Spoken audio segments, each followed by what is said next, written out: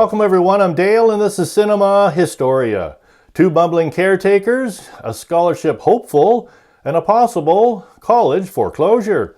This week we're going back to 1945 for an American comedy film called Here Come the Co-Eds, starring Bud Abbott, Lou Costello, Peggy Ryan, Martha O'Driscoll, and Lon Chaney Jr. And this is directed by Gene Yarborough. Our story begins this week with Oliver Quackenbush, played by Lou Costello, Molly McCarthy, played by Martha O'Driscoll, and her brother Slats, played by Bud Abbott. All three work at the Miramar Ballroom as taxi dancers, with Slats acting as Molly's publicity agent. Slats plants a phony article in the local newspaper that states, Miramar instructress says, I'm saving my money to go to Bixby, the college of my dreams. Meanwhile, Oliver gets into trouble when an angry customer becomes upset with a mistaken identity, resulting in Oliver punching their boss. Escaping by a narrow margin, Slats and Oliver steal a car out front. Unknown to them, it is a police car. Returning the car with their apologies, Slats offers the chief a cigar. Unfortunately, the match ignites a spark that blows up the police car.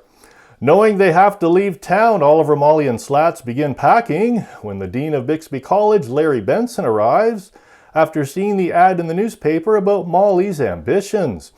The dean offers Molly a Bixby Foundation scholarship and Oliver and Slats assistant caretaker positions that pays room and board.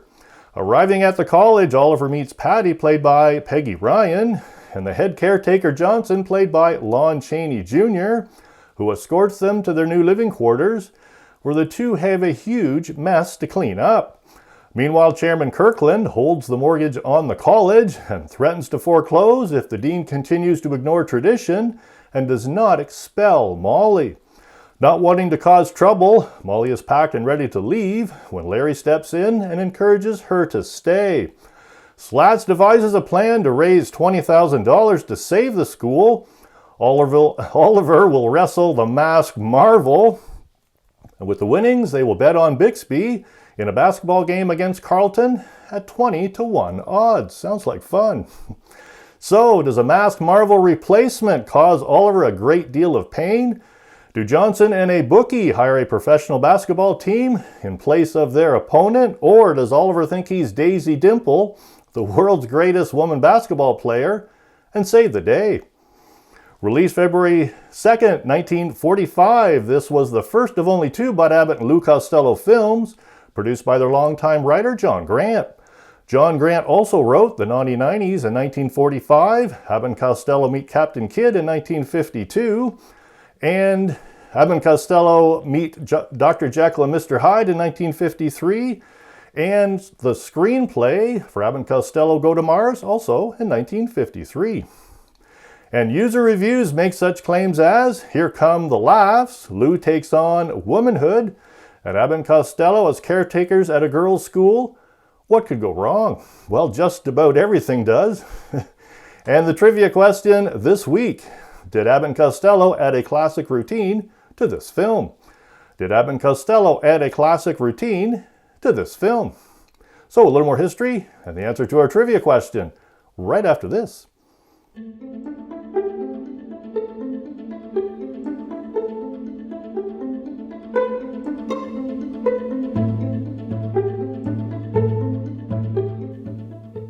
For history this week, I'm going to dive into more of the production notes of this film.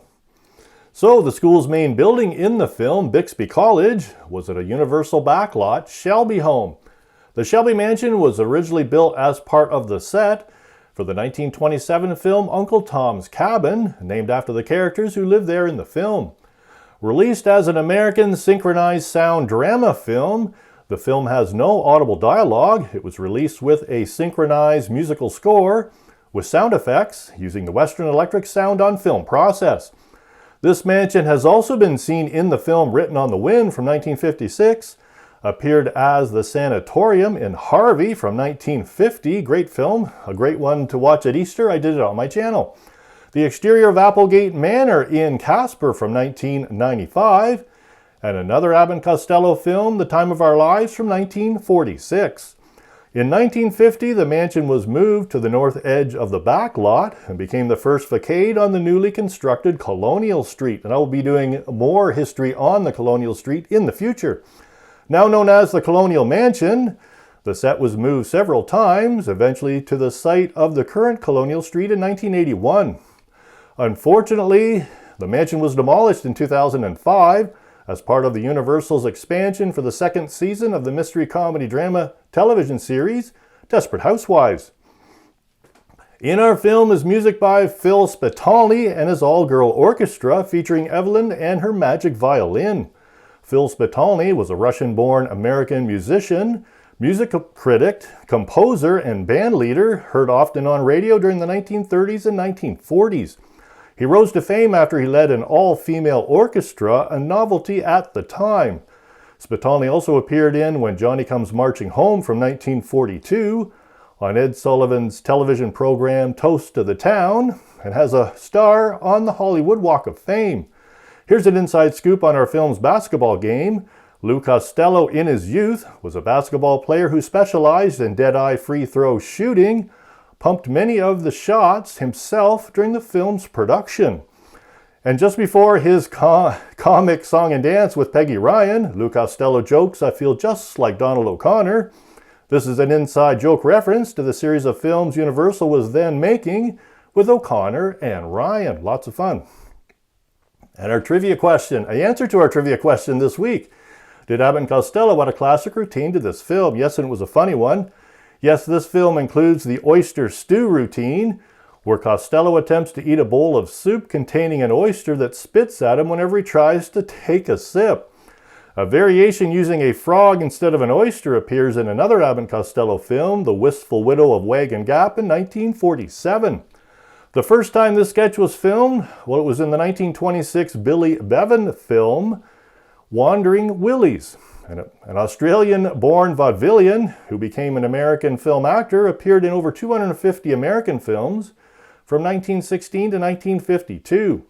This gag also appears in The Three Stooges' short subjects, Dutiful But Dumb in 1941, Shivering Sherlock in 1948, and Income Tax Sappy in 1954. Also by Hunts Hall, who appeared in the Dead End Kids and Bowery Boys films. Isn't that amazing? I'm going to leave the links for 3 other Abbott Costello films I did on my channel. Please click the links below. Enjoy. Thanks for watching, and we'll see you soon.